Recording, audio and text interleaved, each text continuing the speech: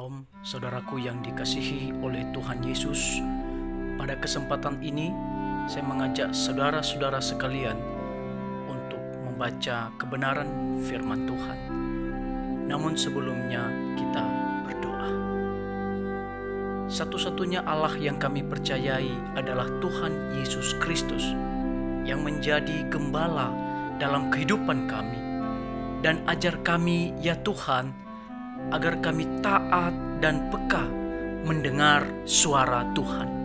Dalam nama Yesus kami berdoa. Amin.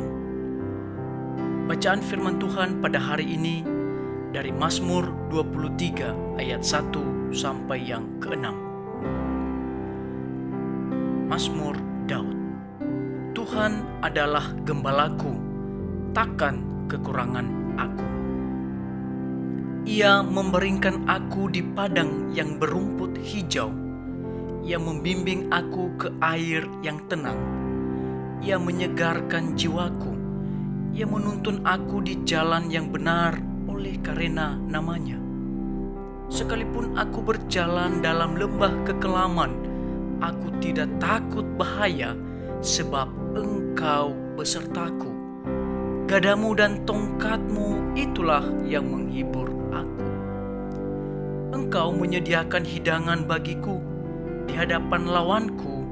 Engkau mengurapi kepalaku dengan minyak, pialaku penuh melimpah. Kebajikan dan kemurahan belaka akan mengikuti aku seumur hidupku, dan aku akan diam dalam rumah Tuhan sepanjang masa.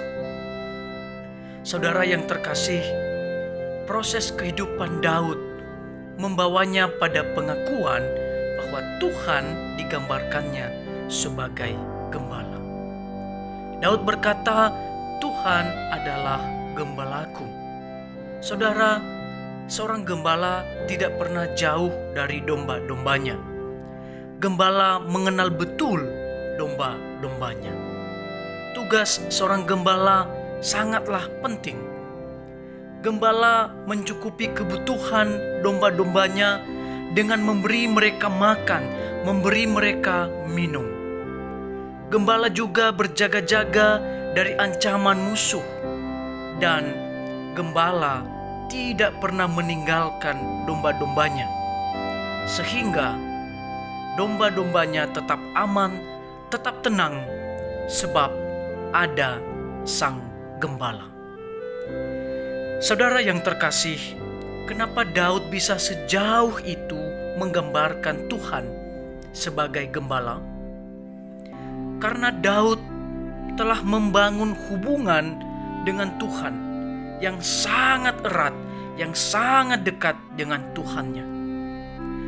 Tuhan bukan hanya ungkapan di mulut Daud, tetapi Tuhan telah menjadi bagian gaya kehidupan Daud.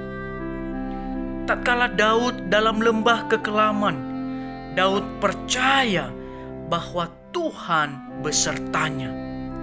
Gadamu dan tongkatmu itulah yang menghiburku. Saudara, artinya bahwa ada penghiburan, ada sukacita, ada pertolongan yang datang dari Allah.